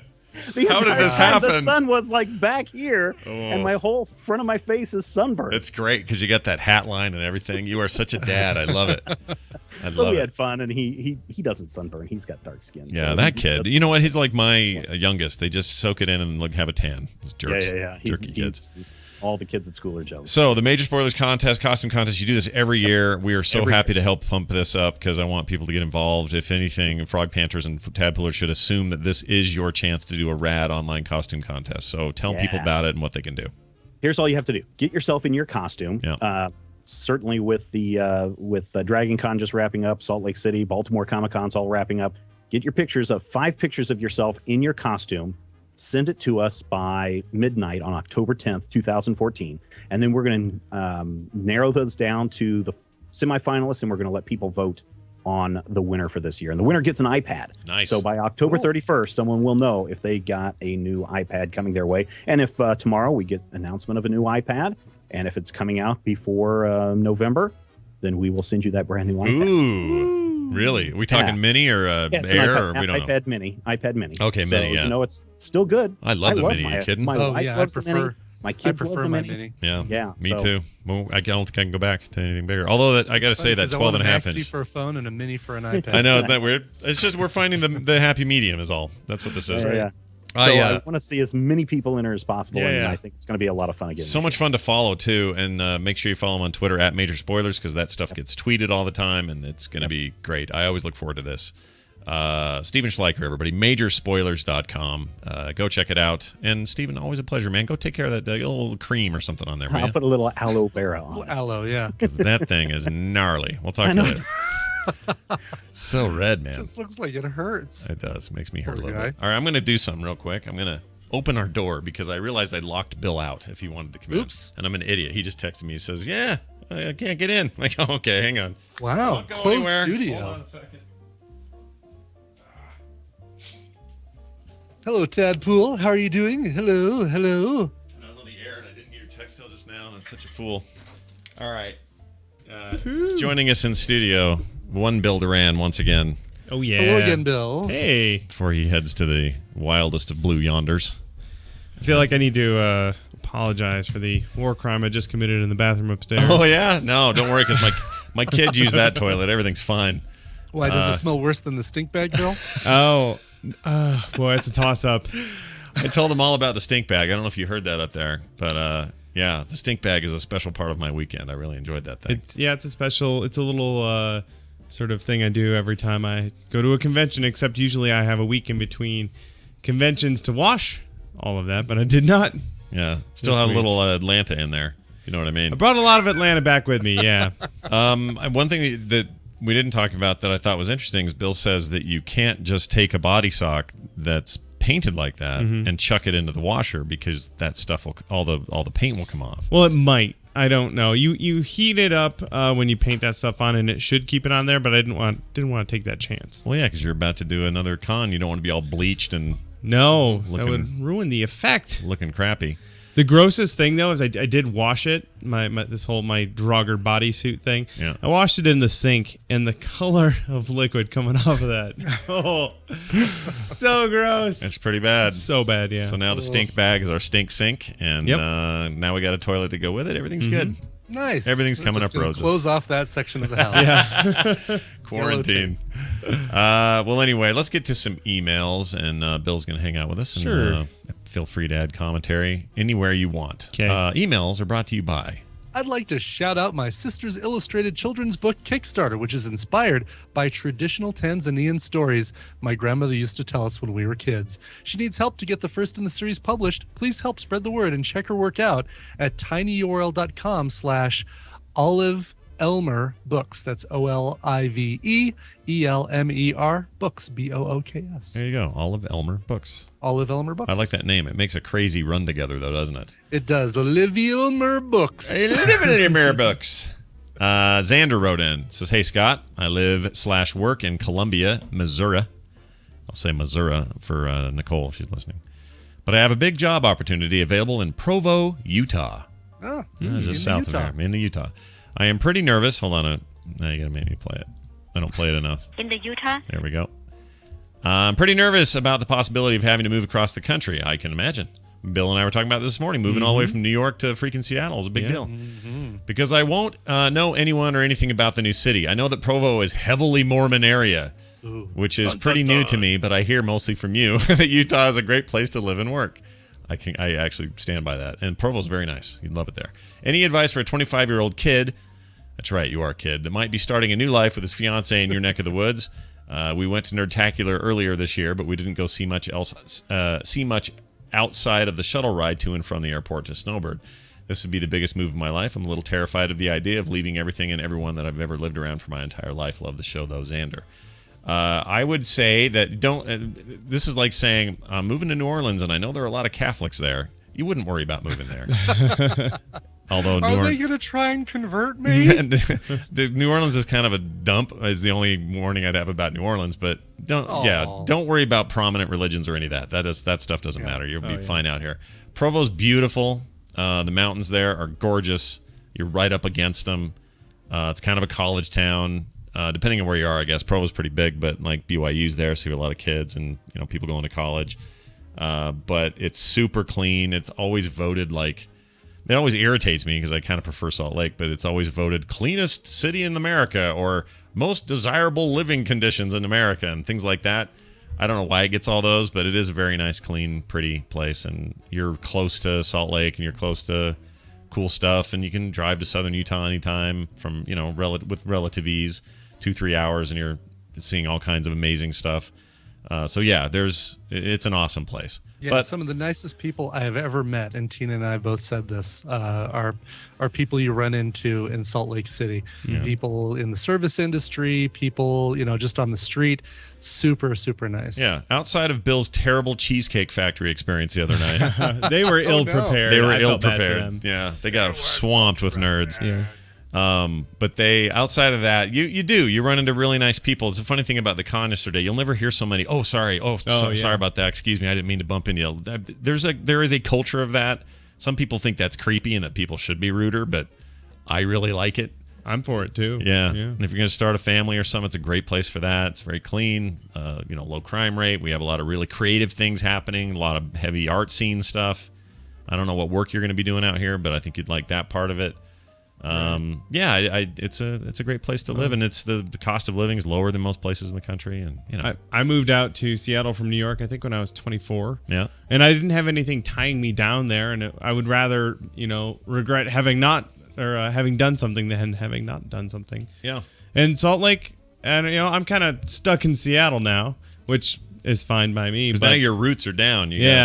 But if I was going to move someplace, I would definitely consider this area. It's gorgeous. Yeah. People are wonderful. Yeah. Now, you may not love me in February when there's a snowstorm that left 2 feet in front of your house and you got to go snow shovel it. Like, there'll be times, but it's like Denver or anywhere else. We get all the seasons, and right now it's gorgeous. It rained yesterday, but other than that, it's been just beautiful here all weekend. So yeah, it's not all about weather. Great people, great places, good jobs, strong economy. Usually when the economy in the country takes a dip, we usually stay kind of level, kind of middle of the road. That only sucks when things are booming everywhere else, and maybe we stay sort of middle. But it's a little bit more reliable in that way, which I like. So the housing market took a poop, but we kind of weathered it. It was all right. It was no big deal. Anyway, I hope you do, and if you do, let's hang out. Let's have lunch or something there, Xander. Greetings, snoring and breathing, says Aaron. Brian, this might have something to do with something you're familiar with. Yeah, I think so, yeah. Monday the 8th, I have an overnight sleep test to see if a CPAP machine is going to help my apnea. It's got sleep apnea. Mm-hmm. Can Brian give me any advice or stories about his CPAP experiences? I'm not worried about it, but as the day and the test comes closer, I am more pulling a Johnson than worrying about it, even though I shouldn't. He thinks pulling a Johnson is worrying about things. Yeah, no, that's a whole different thing. It's a different thing, but I understand what he means. Being Scott Johnson is worrying about it, but pulling a Johnson is teasing something that I worry about dumb can't things. talk about it yet. Yeah. So I've done those overnight tests, and I've done one, and nothing to worry about there. And as a matter of fact, I mean, you're going to be better off if this thing helps you sleep. If you're feeling tired all day long, you fall asleep really easy when you kind of sit down in front of the TV, then it's something to think about. And if you're snoring like crazy, of course, you definitely want to think about that, because you can stop breathing, and you might have an airway blocked. People die. It'll take you. Yeah, people die. It'll take you, if you do end up getting a CPAP, it'll probably take you about a month, 3 weeks to get used to it. But once you do, you'll be surprised you ever lived without it. I mean, it's it really, really helps you sleep. And if you're married, your significant other will love the white noise that it creates, because it helps them sleep as well. Tina actually, if I'm up late raiding or something, she actually has to have a sharper image white noise maker to kind of be used to the to sound, make up for it. That's interesting. Yep. So and it looks like you're cosplaying every night. So. Yeah, exactly. You look like the that elephant dude that stole the plans, the rebel plans in A New Hope. Oh, perfect. And a little like the TIE fighter pilots look like that too, a little bit. Right, exactly. I could modify one to look like one of those. You totally could. Yeah. We were talking. In fact, Bill's been talking Nick into taking Nerf guns and like stripping them apart, sanding them, repainting, resculpting. Nice. Creating your own kind of unique space guns, and you could do that with a CPAP as well. So think of all the bonus things. By the way, make sure when you go to the doctor, you're asking for the CPAP, not the pap smear. That's a very different whole test. Different thing, and I'm not sure how well you'll be able to breathe if they do that to you. Right. You don't want that. There you go. Thank you, Aaron. We got one more email from Bill Harding, who wrote in and said, Bill Harding, it sounds like a president. Yeah. It was Warren Harding. Oh, yeah, Warren Harding. That's fine. Mm-hmm. Hi, Scott and Brian. Is there a list somewhere with all the different covers that you've been playing on TMS? I find that I love a lot of what you play on the show, but always forget to note which show/date have my favorites. If there isn't, I may either pose the thought in the forums or start to investigate it myself. I kind of like the most sacked database, but specifically dealing with covers played on the TMS show. Thanks, Bill Harding. That's interesting. Yes. Do we have Bill, that someplace or what? There's been talk of that, and Iceworm and I are working on a solution. It's going to be at coverville.com/TMS. So it'll be a place you can go and see what was played as the two covers on any given day. And if there are links to where you can buy it, you'll find links there too. And I'm helping Iceworm get set up with an iTunes account, so he can get a little bit of kickback from doing that, because he'd be doing most of the heavy lifting. And then we'd also have Amazon links that come from my connection as well. Sure. So the process it's in the works, and we just need to figure out how to get it working. Now, the early shows, I want to say early shows, like the first 400 shows, do have their songs listed on the Wikia. I want to see. Let's see how somebody far somebody kept that up for a while. They did, and holy cow! All right, well, it looks like they might be still keeping it up, because it goes all the way through episode 663. So somebody is managing that on the Wikia, on the frogpants.wikia.com. So you can go on there and see who the artists are and what the song title is. So I think the only missing quote unquote missing link is a link to where you can buy those things, and we can figure those out. That's awesome. All right. There you go. I feel like we've done some good today. We've helped somebody with where they're moving. We've helped somebody else with their CPAP, and you've helped somebody with music. See, it's all like self-help day here on TMS. That's right. I'm sad to see this show end, because I've been having a freaking blast. I'm glad to be back at it, guys. This whole week should be good. We should do this again in a couple hours. Yeah, why not? Yeah. Is that all we have? Is a couple hours till the DTNS? A few hours, about 5 hours. I had this horrible client thing at 11:30, and then from I don't know how long that's supposed to last, and then we launch right into DTNS. And then I got a bunch of other crap this afternoon. It's going to be hell day, but damn it, I've got the right attitude. Yes, very good. Starting off with a smile is what you're doing. Yeah, and my body sock does not smell like Satan himself farted. Excellent. That email, by the way, if you want to send us emails, you sure can. That email address is themorningstream@gmail.com. As always, our website is frogpants.com/TMS. On Twitter, @morningstream, @Scott Johnson, @Coverville. And while you're at it, @Chinbeard. Yeah. Live shows are happening every day, Monday through Thursday, and Thursday evening as well for the TMS PM show at frogpants.com/live is what I meant to say. If If you want to request a song, we've been talking about songs, you can go to tiny.cc/TMS requests. It's a great way to, it's the best way, honestly, to get your requests in for music. And I think that's it. Bill Duran. Yo. Been nothing but fun having you here this weekend, dude. It's been a blast. Yeah. Glad you had a good time. And if you had to, as a young con, 2 years in its lifespan, what do you think the prognosis is? You feel good about the future of SLC Comic-Con or what? Is it going to make it? Yeah, I think it's going to be pretty good. I was trying to judge it to Phoenix Comic-Con. Yeah, it's probably a good analogy there. Probably. Yeah, I got to see both of those spaces emptied afterwards, and it looked like similar volume. I'd like to know what the numbers are and how big they are. They're now claiming 120K Saturday. Right. That was what Steven told us this morning. I don't know if that's true or not, but that's what they're claiming. Right. That does feel a little bit bonkers because Phoenix was 75,000, I think, almost half. And it felt very similar as far as the density, the human density. But maybe, I don't know, maybe the space is a little bigger. It is massive in there, especially when they take all the booths out. Yeah, I'll bet. So, yeah. Cool. I'll be back. So. Well, that's good. That's an endorsement right there. Yeah. Well, I had a really good time, and again, thanks everybody who came out and poked their heads in at the table. Way more of you than I ever expected, and that just does our heart good to see you guys. And Kim was happy to meet so many people, and Carter had a blast, and Nick was bored, but it was fantastic. Well, he wasn't that bored. He was fine. He just didn't get getting turned away by that line at the Grant Imhar line just made him a little sad, but we'll make up for it somehow. That's gonna do it for us, everybody. Brian, anything else? Have I forgotten anything? We good? Nothing that I've got. Daily Tech News Show today at 2:30 Mountain Time, and you can watch that live or later on archive. It'll be me, Brian, and I believe Justin, and that'll happen later today, talking about the tech stories of the day, and then again tomorrow with me, Veronica, and I forgot the other lady's name, and I'm sure she's awesome. I just haven't met her yet, so that'll happen tomorrow. And I think that's it. Oh, and a new Boop show today, so watch for that later. Boop, boop. That's it. Brian, want to play music? I do, yes. This one's going out to Matthew Dubois. Says, on Monday, September 9th, my mom needs to meet with a specialist to let them know if she's decided on getting only the cancer-afflicted or both breasts removed. My mom is unfortunately 3 provinces away, and I can't be there to support her through this tough time like a good son should. So It's funny, he jumped right into, but it sounds like his mom has breast cancer. Yeah.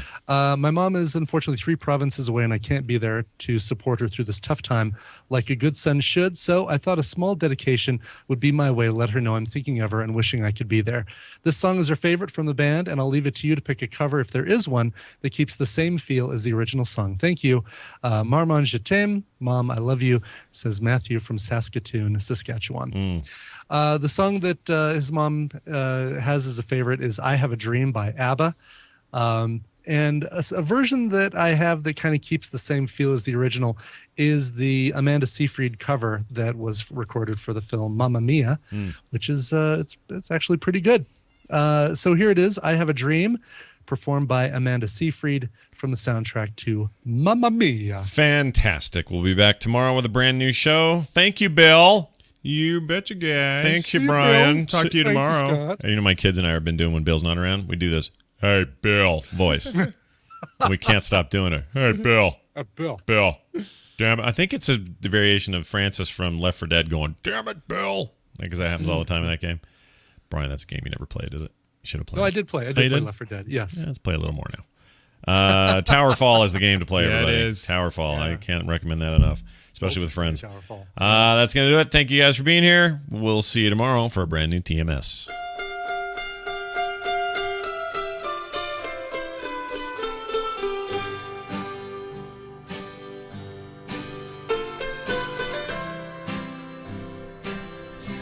I have a dream.